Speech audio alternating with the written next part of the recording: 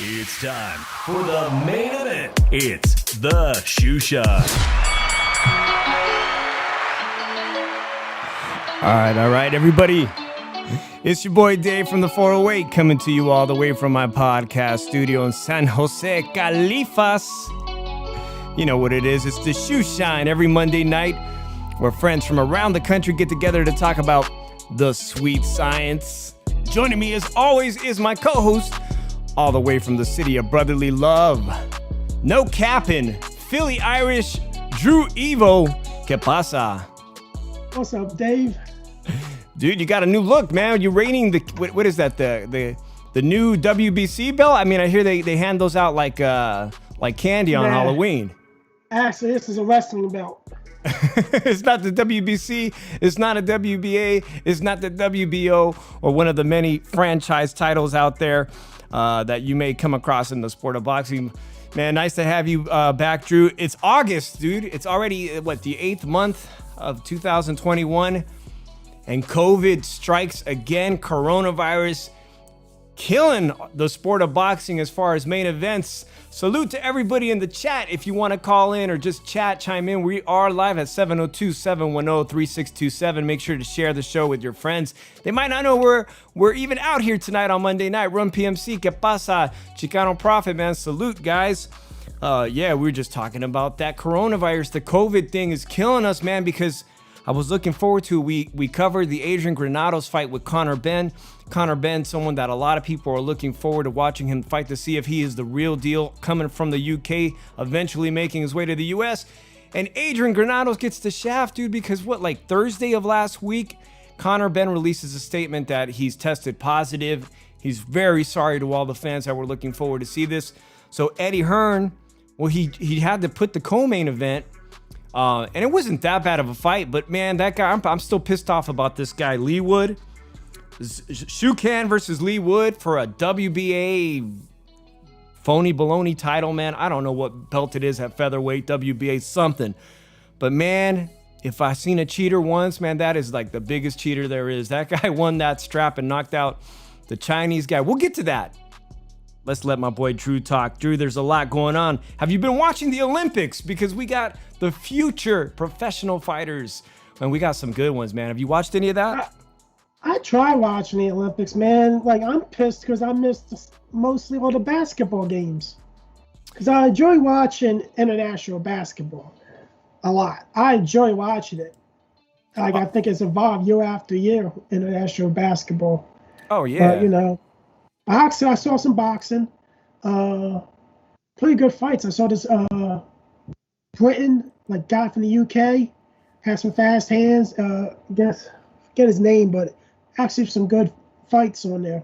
Yeah. And I saw this Mexican heavyweight. Oh, man. Are you talking about from Mexico, or are you talking about the Chicano guy? Because I'm excited about Richard Torres from California, from Tulare. That's the guy. Mexican-American, third generation family. He's been in the boxing business for 75 years. His mom didn't want him to fight, but his dad had a really fantastic amateur record, his father and his grandpa. His father tried out for the Olympic team in the 80s. But Richard Torres is on the cusp of he's absolutely going to get some medal. So he's going to be a medalist, but he could be. If he wins his fight tomorrow night at 11 o'clock, he'll be fighting a guy from Kazakhstan. He could be getting a silver. and potentially set himself up for the gold match, man, which would be exciting. If you haven't seen Richard Torres fight, make sure you watch him somehow, some way tomorrow. It's kind of hard. You got to get on like the NBC.com Olympic app or whatever. Make sure it's at 11 o'clock. But we could be looking at he's the complete opposite build-wise. When I'm talking about physiques, he's no Andy Ruiz Jr. He's no Chris Arreola. The guy is in shape. He could be the next big thing in a professional boxing for Mexican Americans, dude. I see you reading the chat. What's going on in the chat already, Drew? They're asking about my belt. About the belt? Yeah, they're getting jealous of the belt. Oh man, official LDBC, what is going on? Hey, I'm curious because I got let me see where this is. I got something in my DMs. I got something in my DMs, and I'm trying to figure out. I paid a lot of money for this, Dave. I got a lot of money, and I got this together, man. Somebody actually gave me this the other day. I had to put some good money out, but it was worth it, man. And when I showed you, you loved it, right? Yeah, it's like the king of... How about you show them real quick? I got this DM, and I'm trying to figure out who sent it to me because it was on Twitter, and it was anonymous. Now, where'd it go? Here it is. Here it is, right there. Someone sent me the same freaking DM. Official LDBC watch list. Have you seen this guy? That's Philly Irish Drew Evo, of course. Wanted official LDBC watch list. I guess you're on it. But I also saw it was heated in some other show that you're also red flagged. So not only just to watch this, it may have been elevated. You are on the red flag list. I gotta say something. At least it got my good side. I thank you whoever did that and got my good side. Thank you whoever sent that. Yeah, man. There's some big boxing news. Look, there's some as far as gossip goes. I want to run back the fights. Of course, we had the DAZN card in the middle of the day for this WBA belt.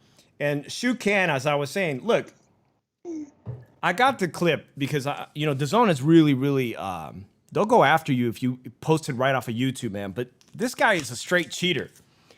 Otherwise known as a stiff arm, which is illegal. This fight was in Eddie Hearn's backyard. I think he literally owns this property where they have this. So let me show this clip because, man, this is a straight cheater. This guy basically extended his arm and wouldn't allow the Chinese guy to be in the fight. Even in the 12th round at the final exchange, you see that he puts his hand, there goes with his jab, hand on the head. This is the exchange that ended the fight with the 12th round KO. It was, he's got some good punches and whatnot for being a featherweight, but he used that stiff arm through the entire fight, and not once was he warned. There was no point deduction. It is professional boxing. If you can get away with the low blow here and there, you're gonna do it. You're gonna use every dirty tactic, but to use it for the entire fight, man, and then take this guy's belt. I understand there might be a rematch, dude, but how do you feel about that tactic, man? Because in the U.S., you rarely see a referee allow that. These Britain refs are terrible, man. Like, you could tell, like, a lot of the shit they do is biased towards something. So, if it's a fighter fighting. Like, seriously, it's how premature stoppage will keep a lot of legal shit to happen. So, yeah, and that was elevated. Remember, that was Conor Benn was supposed to be in that main event, and so this guy he ends up winning this WBA belt, and right away he's calling. He thinks he's the greatest featherweight there is in the world internationally, and you'll be surprised. He actually is calling out El Vaquero, WBO champion Navarrete from Top Rank. He wants to fight Navarrete. And you know what I say? Dude, bring it, man. If you want that smoke, you're going to get fire because Navarrete is going to light that guy up from the UK. He's going to light him up bad, man. Make that fight. Top Rank today, I've been hearing a lot of disappointing news. And the news that's been disappointing me is, and we posted it in the title, is that Shakur Stevenson and Jamel Herring really deserved to fight with Oscar Valdez. That's not going to happen. That's a unification. But they're throwing him the young lion, Shakur Stevenson, and Jamel Herring's all for it. Jamel Herring says, I'll fight the kid. No problem. But Drew, I want to know what do people, if you want to call on the landline, please go ahead and do, because it's ridiculous, man. You know what? 67% purse split is going to be going to Shakur Stevenson. 67. What does that leave? Am I doing the math right? It was 63%? 63 to 33% in favor of Shakur Stevenson. That was the proposal that was given to Jamel Herring. And here's the problem. You're not even sure. This can't be the WBO doing this. It has to be it has to be Top Rank doing this shit. Like, I don't understand this. Let's put it out there like this. Why would you have a champion take a lesser purse? Let her know, how could you let a guy that doesn't put asses in the seat, that doesn't keep asses in the seats, and doesn't keep ratings going up on TV, get a bigger purse than a guy that's willing to fight everybody, that has a better resume than Shakur Stevenson, that just stopped and retired Carl Frampton, one of the best of his era in his weight class. Yeah, Jamel Herring started off hours ago because there was reporting coming from Dan Rafael, Jake Donovan. There was different sources coming out, and the WBO's attorney in Puerto Rico, he was on Twitter too, explaining that yes, indeed, they posted it on WBO's website that it was going to an official purse bid for next week. Jamel Herring tweeted 5 hours ago, for the last couple of weeks, I thought the fight was basically a done deal. I've agreed to everything my team brought to the table, so this bid comes as a shock. I'm more blown away looking at the split. This is how they do you when they want to when they want you to quit or walk away. And he quoted, because there's a statute in the WBO rules or whatnot, right? There's this loophole. Wherefore, having this committee confirm each fighter's last 3 reported purses and having the WBO committee the power and authority conferred by its governing rules to establish purse split ratios per the applicable provision, it is hereby determined as follows.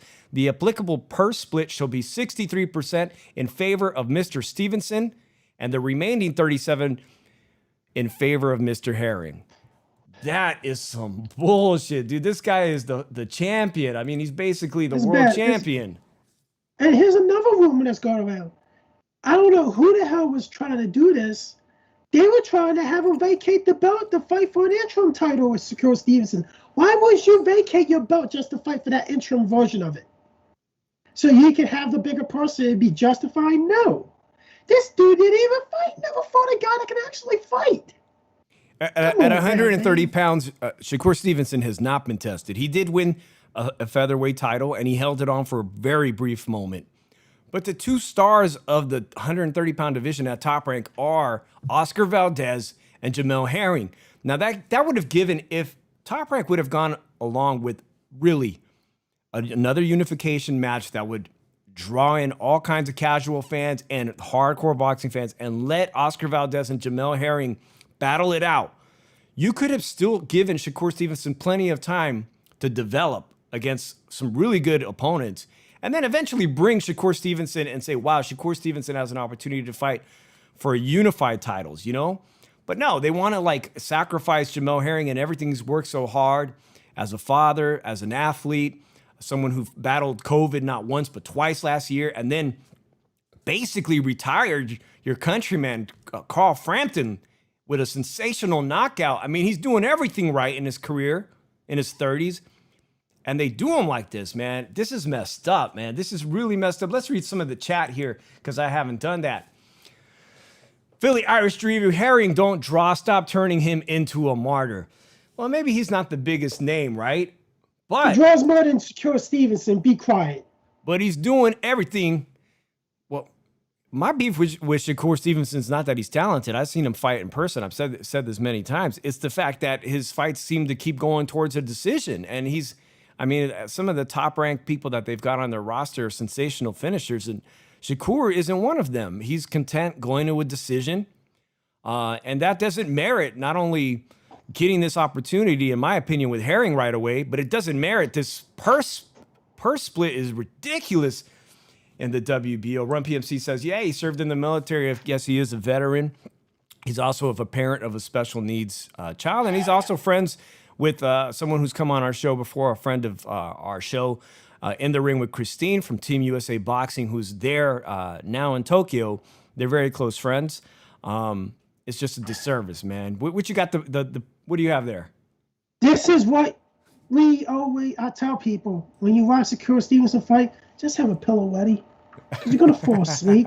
Like, come on! I know people that went to his freaking fight in Brooklyn and fell asleep during it. Oh man! So the drama unfolded before our eyes on social media. The attorney posted it, and then there were some corrections.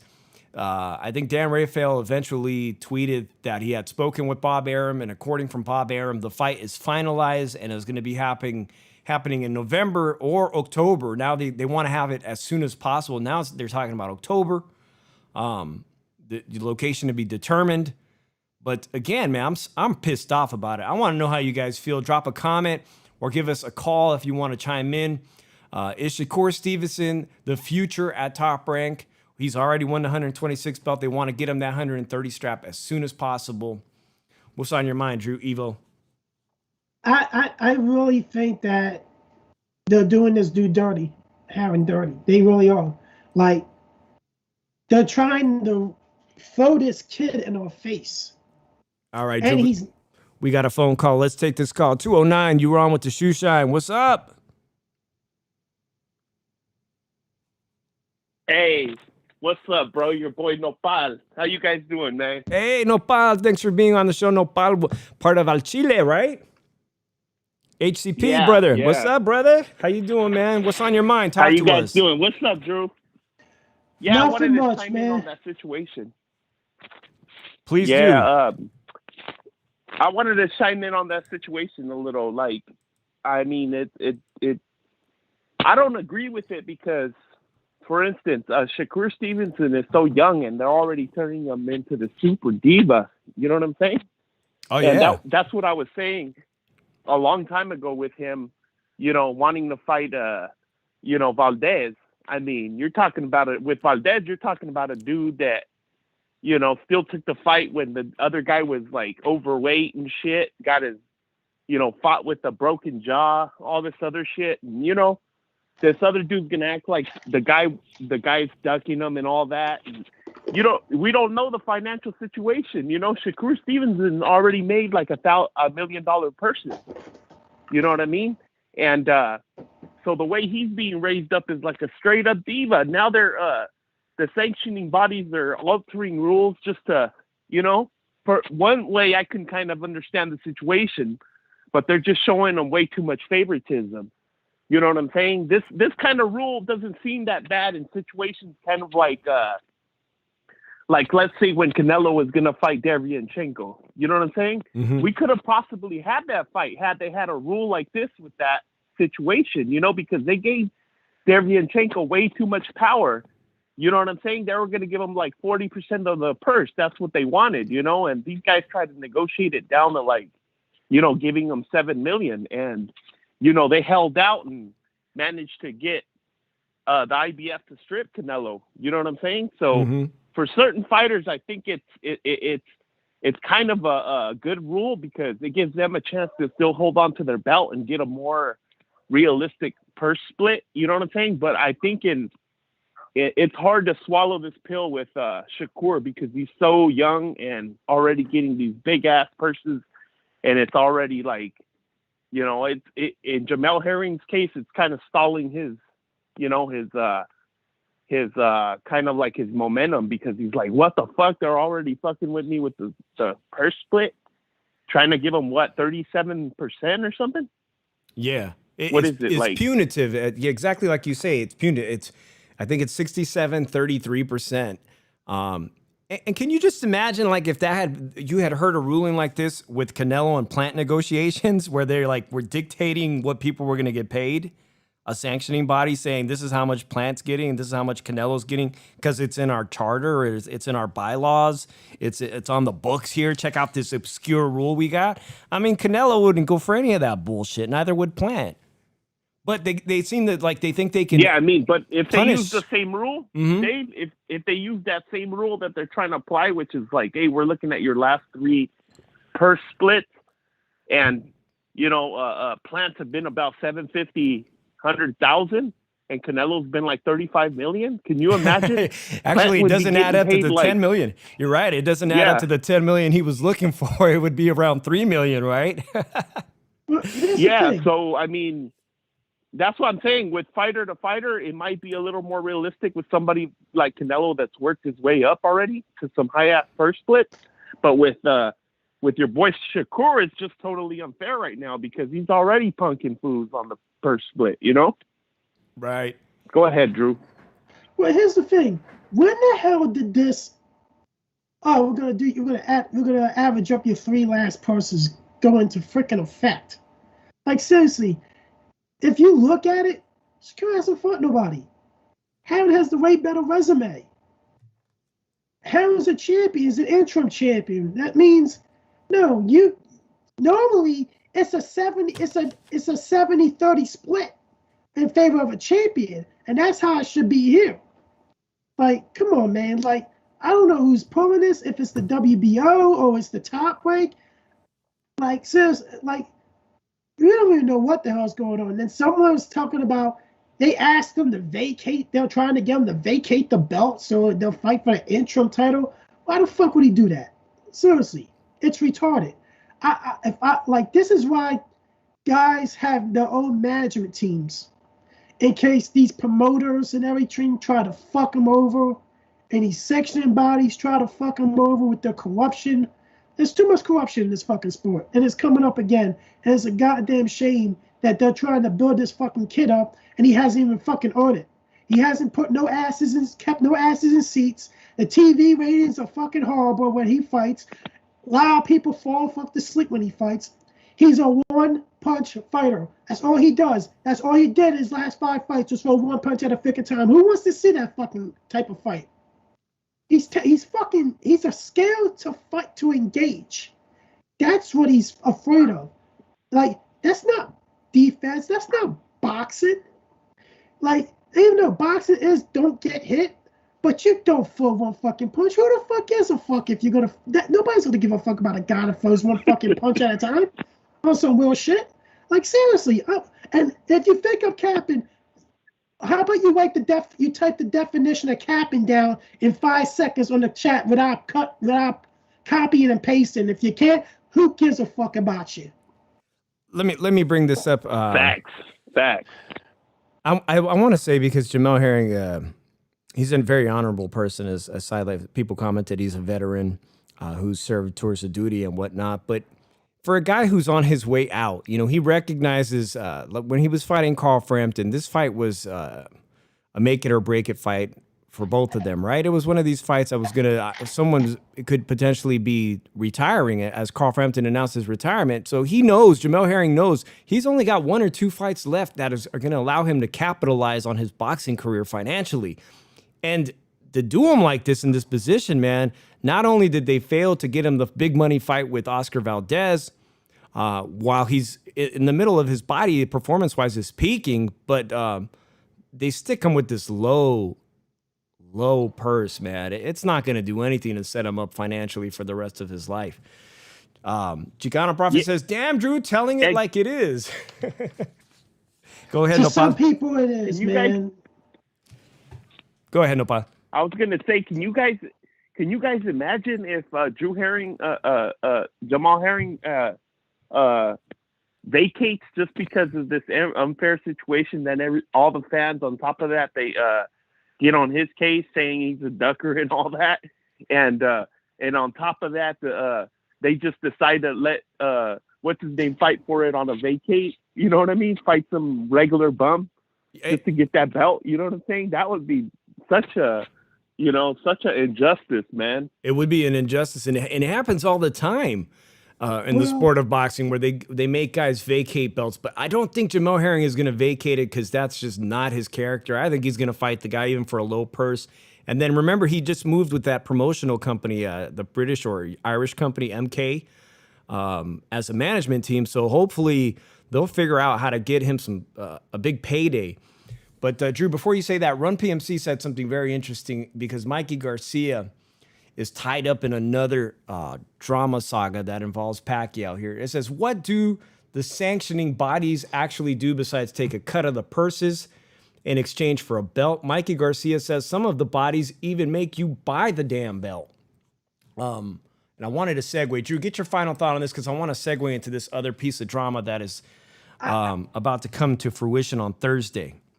I have a feeling this is going to be going to court. I think Herring's going to go take the WBO to court for his part saying he was unjustifiably paid, being offered a contract and everything. I think he has grounds to take them to court, because how the hell do you come up with this shit? Yo, everything is coming to court. Everything is like now involving lawyers just to get any big fight made or to get fighters paid. It's involving way too much litigation. And this is tripping me out right here because I read this story last week and it's not getting the attention it deserves. The story was written by everybody's favorite guy, Dan Rafael. Paradigm files a motion to stop Errol Spence fight and Manny Pacquiao countersues.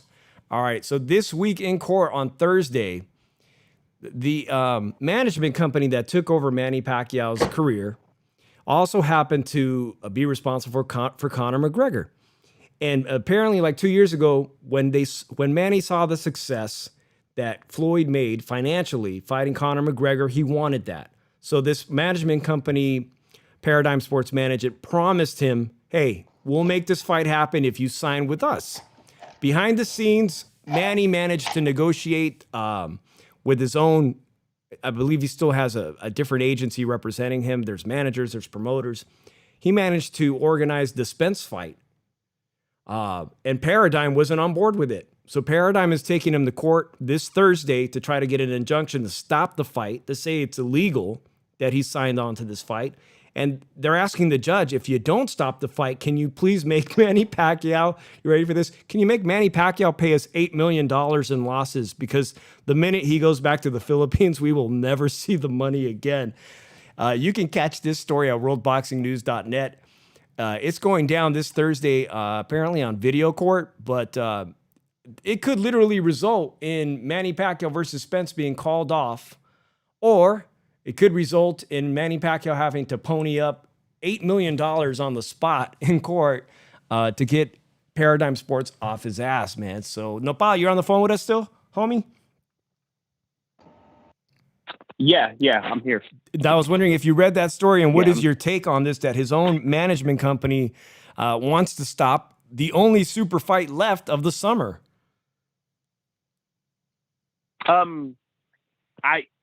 I read it, but there's some information short in that you know what I mean? So Manny actually he had an agreement to fight Mikey Garcia, right? Right. That's why when I saw Run PMC's comment, I was like, oh shit, yeah. It was like you said, they wanted him to fight Mikey Garcia, which they represent as well. They represent him too, right? Yeah. So I'm not sure if he signed to fight Mikey. If he signed to fight Mikey, then he should go ahead and fight Mikey. But if he didn't ever sign to fight them and he was just supposed to do whatever they said, then you know what I mean? It's like, I can see why he doesn't want to just do exactly what they say. You know, he hired them to give him the biggest fight, right? Like you said, he wanted to fight McGregor, which would have been a huge money success for him, but they couldn't get that. So I think he's entitled to fight, Spence. I want him to fight Spence, but at the same time, you know what I mean?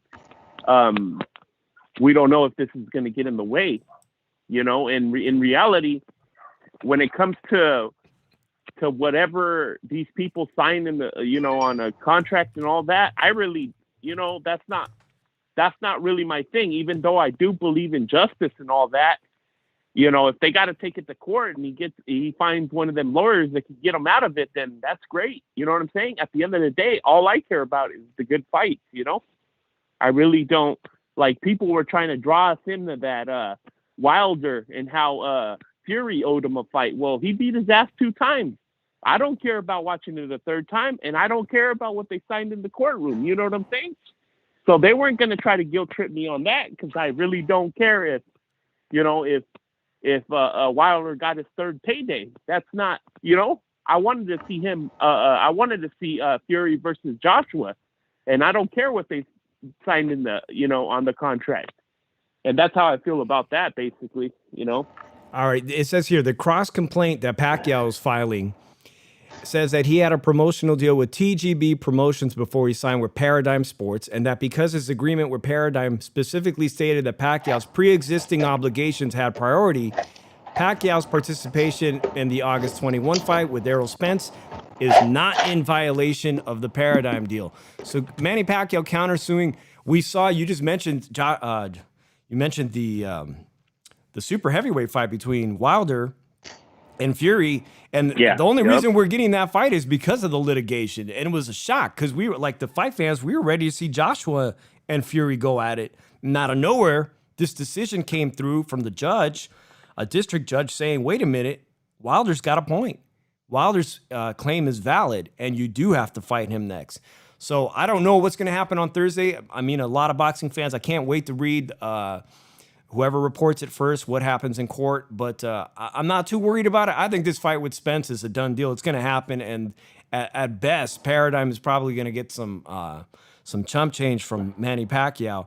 But it just goes to show, man, you got to have your management teams, whether it's MTK that someone put in the chat representing Jamel Herring, you got to have them like fight for you tooth and nail all the way to make shit right, man. Let's read this comment. Drew. Paradigm is a managerial company, correct? TGB is a promoter. I wonder if that matters. Yeah, it's very confusing, man. It's very confusing what role in the boxer's career each separate entity has, especially when it comes to these big fights, guys. So that's a mess, man. Drew, your final thoughts on this Manny Pacquiao situation with Spence? No, man, like, this fight's gonna happen at the end of the day. It's just is. Like, if this fight doesn't happen,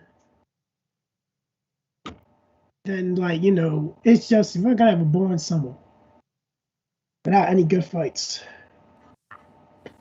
Yeah.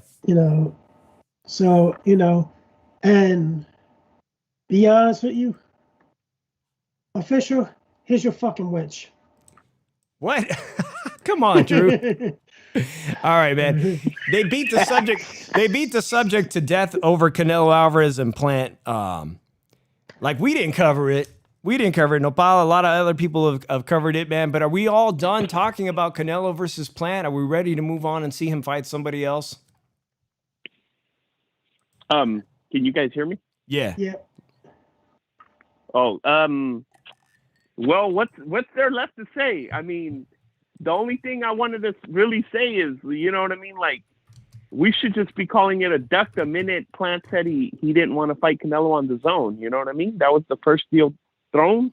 And in reality, that should have been the only option for Plant to make 10 million, as far as the guarantee and all that. I mean, most people are acting like if Plant didn't sign to fight Canelo on the zone, Canelo wouldn't have like a few backup opponents for the exact same money that he would have made that he would have made for Plant. So he would have had a couple backup opponents, and not to mention that if Canelo was the one that gets sick, Plant was going to wait for him anyways, because he's not going to jeopardize that payday. So. Oh shit! Yeah, I think I just lost him, and I'd love for him to call back, or I might try to return to queue. I didn't mute him. Drew, he was saying, let me see if I can put him back on here. The Canelo Plant thing, we didn't go into it too much. It was talked about to death, Drew. But I think at the end of the day, regarding that, Al Heyman had a strong case to make for a multi-fight deal with Canelo. And really, had he come to terms with how much money Canelo actually wanted, that he could have maybe offered him near $100 million to negotiate 3 fights. And he had 3 sensational fights lined up for him. David Benavidez. Everybody wants to see Canelo against David Benavidez. And even Charlo, give time Charlo to get into the 168-pound division, let his body build up. Had he offered him $100 million for those 3 fights in succession, man, do you think we'd be looking at a different situation right now? You know what, man? I really feel bad. The one I feel bad for most is Plant. Because the PBC, man, they didn't really do what was the best interest of the fighter, as they should. Like, Al Heyman didn't do what's in the best interest of his fighter. He did what was in the best interest of Al Heyman at the end of the day. If you really care about the fighter, you would have got him as much money as possible and not even worry about trying to have a 3-fight deal or worry about anybody but Caleb Plant. And he failed to do that. And because of that, Caleb Plant's not getting the biggest payday of his career that's going to set him for life. Because, tell you the truth, even though I didn't think he was going to win this fight, I was going to root for him because I love his story. Straight up.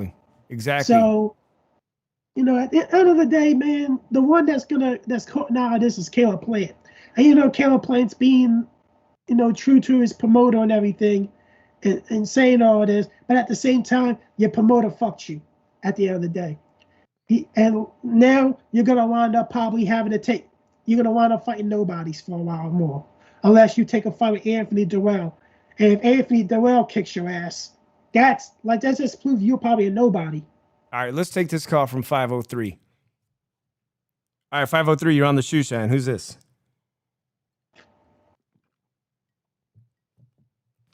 503, you are on the air with the Shoeshine. Yeah, I think my phone line may have screwed up, and I really appreciate 503 calling in. All of a sudden, the phone line isn't working. Nopal, gracias for calling in, bro. You were a great caller, for sure. I look forward to your show, Al Chile, with A-Rod Boxeo tomorrow. 503, I'm still trying to hear you, but for whatever reason, it's not coming through. If you want to drop your comment in the comment section. This thing always does it to me, man. This damn VoIP phone line, and all of a sudden, it just goes out, man. I'm not too sure what it's doing today. But all right, Drew, I want to move on to the PBC fight that was on Saturday on primetime because I think COVID changed that fight as well, right? A lot of funny stuff happened with that, and we ended up getting this really entertaining heavyweight fight between Jonnie RIce and Coffie. Let me mute that so we don't get no copyright violation, man. Michael Coffie. Let me just put this up real quick.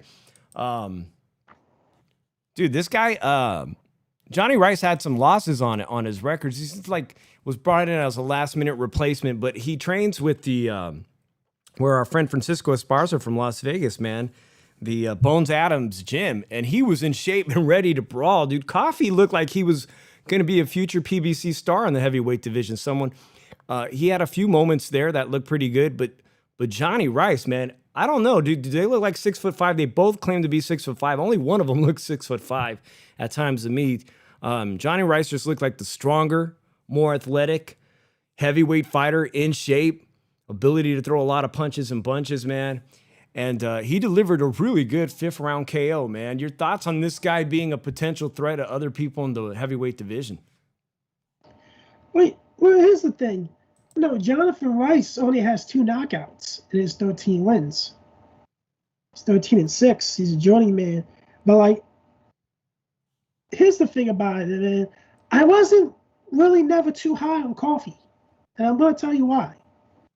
1, he got into boxing. 2, he's only been boxing for 5 years. He's 35. He's only been boxing for 5 years.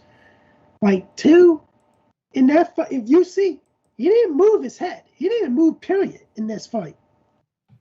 And he left his right side open the whole fight to get hit. And he got countered almost every time he threw a punch. Those are basic things. So I just think there's too many good fighters in the heavyweight division. I didn't think he's not going to be competitive. The only one I could see him beating out of the top 10 is probably Pulev right now. But really, this is like Seth Mayhem Mitchell, former Michigan State college football player, when he was boxing on HBO and he didn't have no amateur fights and everything, and he was like 25-0 or 28-0 before he lost his first fight to Jonathan Banks, Vladimir Klitschko's trainer, old trainer. So you know, I just really I'm not really high on him. I like this. The biggest test is gonna come now. Can he bounce back from this? That's gonna be the biggest test now. Can he bounce back from this? This is his first test. Can you bounce back from this? From your first career loss? He wasn't knocked out. He was stopped, but he was out on his feet. So. Yeah, Run PMC says Bones Adams and Prince Ranch Boxing is a solid team. Most indeed. Our friend Francisco was training before he retired from boxing at the Bones Adams gym. A great place in Las Vegas for sure. And speaking of Las Vegas, Drew, a lot of people have been speculating in Vegas about whether or not things are going to get shut down. Excuse me for the noise there. Mask restrictions have come back to not only the Bay Area, but Las Vegas and at the casino. And so there was some natural worry amongst boxing promoters, concert promoters, is there going to be restrictions on people and crowds? But this weekend at the Allegiant Raiders Stadium, I posted fights at StubHub in California, which is an outdoor event that's had some of the best fights. I call it the StubHub in Los Angeles. But when fans finally got back in there after COVID, they didn't know how to act. And I think there was like 12 fist fights, they said, in the stands, melees or whatnot. So anyways, Team USA versus Mexico at Allegiant Stadium, the Raiders Stadium in Las Vegas this weekend. Now let me just show you whether it's going to be a UFC fight at Allegiant Stadium, soccer. It looks like we can expect to see a lot of this stuff right here, man. But this is how fans get down, man. In Las Vegas this weekend, Team Mexico versus U.S. I anticipate more of this kind of stuff, especially as football gets underway. And it looks like they're going to allow the Raiders fans to come. Again, this is just a soccer game. It don't matter what part of the world. By the way, shout out to the guy in the Chapulín Colorado, that red costume right there. My real Mexican people will know that. Why is he wearing a Chapulín Colorado to the soccer game? That's hilarious. Yeah. All right, Drew. I was concerned. The reason why was because I was concerned if Canelo Alvarez gets this fight with Plant, were they going to allow them to sell full capacity tickets at the T-Mobile Arena? And it doesn't look like, from the 60,000 plus soccer fans that were in Las Vegas, that Las Vegas is going to be capping on crowd sizes. So that's a great thing, that they're not going to be doing that. Again, there is COVID. I mean, it'd be nice if they asked people to wear masks. I mean, they could even go to the extent of what other countries do to ask for a vaccine, but that ain't happening. That would definitely kill the sports industry, especially with football right around. Joe Lopez says they all look drunk. I hope so, man, especially since people say there's nowhere to park, man. You probably, not only are you drunk, but you're pissed about how far you're going to have to walk to get out of that stadium. Drew, your comment? You got a comment on that? It's pretty funny. Wow. Huh? And by the way, the Yes, the WWE has sold out. Like, I'm not a wrestling fan, but for all my wrestling fans, like, they've got a sold out event coming up right around the next month or so in September and October. I think the reason why that Canelo date wasn't going to happen at the Allegiant Stadium was because it was booked by the WWE, which has already got 60,000 people. So they were going to most likely have it at T-Mobile. But we'll see. We'll see about that fight. All right. Sorry I'm late. LDBC rep has left me extremely tired. I just woke up. Drew, I don't know if that's towards you. I understand. I heard that on another boxing show that you guys were fighting for a woman. I don't know if it's true or what's not true. I have no idea. Chicano Prophet says LOL. All right. So we got a couple of things. Like I said, tomorrow night, Richard Torres Jr., who could be medaling as the first Mexican-American heavyweight to medal for the U.S. I'm looking forward to that. And just a quick put him up here in case you haven't seen him. If you haven't seen him fight or train, that's Richard Torres Jr. there. He'll be fighting a tough fighter from Kazakhstan tomorrow. And I'm definitely looking forward to that. Keyshawn Davis is most likely going to medal. Duke Reagan. By the way, I think it was the Duke Reagan versus Ireland fight, man. I think that stopped a little premature.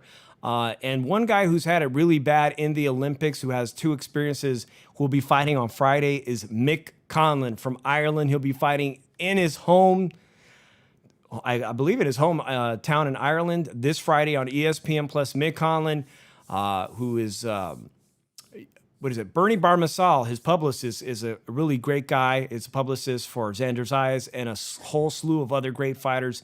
Was trying to get an interview with him lined up, but listen, with him being in Ireland and it's being too late towards the fight week, I just hope he does well. But you know this about Mick Conlan, he dropped from 126. He did not like his chances, it appeared, at winning a title at 126. So he's now he's got a WBO Intercontinental title that he picked up and will be defending at 122 pounds. Drew, he says he wants Stephen Fulton, your boy from Philly. Is he smoking crack? I think Fulton might beat him. I think a lot of people favor Fulton over Mick Conlan. Now, Mick Conlan's got a lot of fans here, not only his home country of Ireland, but of course here in New York City, where he's kind of made his home base. And I hope this 122 thing works out for him. I didn't think he looked half bad at 126 pounds. And now with these paper champions like Lee Wood, who just picked up that belt on DAZN.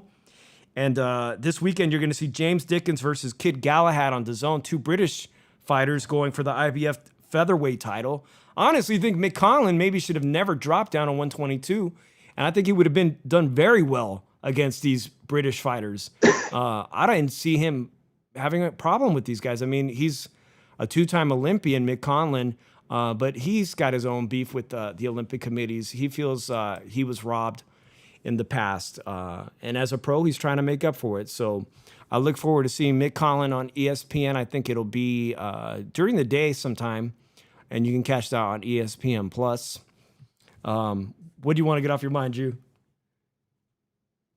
Yeah, I talked, when they're looking at the chat, at least I talked to the real one, to the real thing, if you know what I mean, Dave. Is the chat that bad? I doubt it. It looks like people are just having fun. We always have trolls in this chat. Man, but if we don't embrace the trolls, what audience will we have? But some of you guys are mods. If it's really bad, I mean, we can time people out. But what's the point, man? We're just trying to have fun. This is barbershop talk after all, right? We're just... End of the day, fuck them. At the end of the day. Nah, it'd be great. If anybody ever wants to call in the show, call in early, because that seems to be the only time my damn phone line works. But yeah, Michael Collin, ESPN Plus, Kid Galahad, who looks much better than his opponent, James Dickens. These are lower, lesser-known guys at 126 pounds. I'm just going to go ahead with my pick of the week, and that's Mick Conlan with an easy win in Ireland.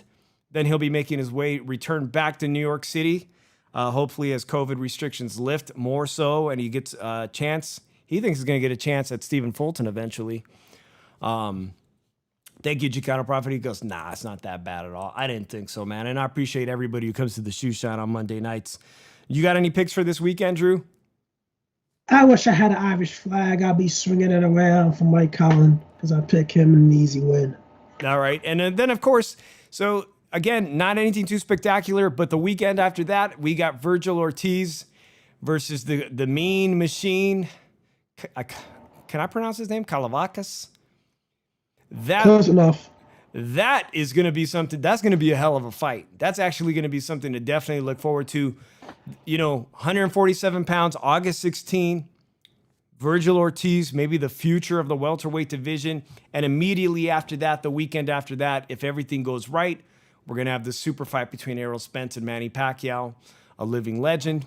I'm looking forward to that, man. Just hang on tight, everybody. There's going to be some good fighting after all towards the end of August. Come on, fam. It's not fun if the homies can't have none. I'm about to say, don't read that last comment. Oh, man. You can't promote that shit. You can't promote that one? Can't promote that one. All right, man. For the lovely females, forget what he said. All right, man. Let's go with my final thoughts of the week, man. I don't like when the sport of boxing is more interesting when you read stories on Boxing Scene, Boxing News 24, World Boxing, and the most interesting stories are really court cases, you know? What fighter's being dragged into a litigation to either get what is owed to him. It's just a disservice to fighters, man, to not only the fighters, but the fans of boxing. Because at the end of the day, we're over here scratching our heads wondering why the best fights in boxing can't be made. You know, and these guys aren't getting paid their fair due. It's total bullshit, man. And here we are. There's been weeks and weeks throughout the summer where the boxing wasn't that great, Drew. It just wasn't that great, Drew. I see you laughing. So here we are. I'll be looking forward to some Olympic boxing. Those guys could be the future of professional boxing for sure. I'm looking forward to with Duke Reagan. We already know Keyshawn Davis started his professional boxing career. And the women. Shout out to Christine, who's in there representing Team USA Boxing in Japan. Drew, I hand it off to you. What's on your mind? Final thoughts? You know, they're actually going to have Daniel Dubois and Tommy Fury going to be on the undercard of the Jake Paul fight. The Jake Paul fight? Yeah, I know. We're talking about... Are we going to talk about that? I saw that in the news today. Tommy Fury, who is the nephew of Tyson Fury, who looks like a bodybuilder. Yeah, and he wants to fight Jake Paul. So he's just been added to the Jake Paul Showtime card. It'll be his first appearance on American television. Guy has charisma too. He could end up being a star. Can he really box? We're going to find out. We'll get a chance to watch him in person. He wants a shot at Jake Paul. At least he comes from a boxing family. And I think, who else did you say was just added to the card to make it more interesting and appealing? Daniel Dubois. Daniel Dubois, who had his orbital eye socket cracked open by the sledgehammer that we just fought like 2 weeks ago or the week before, right?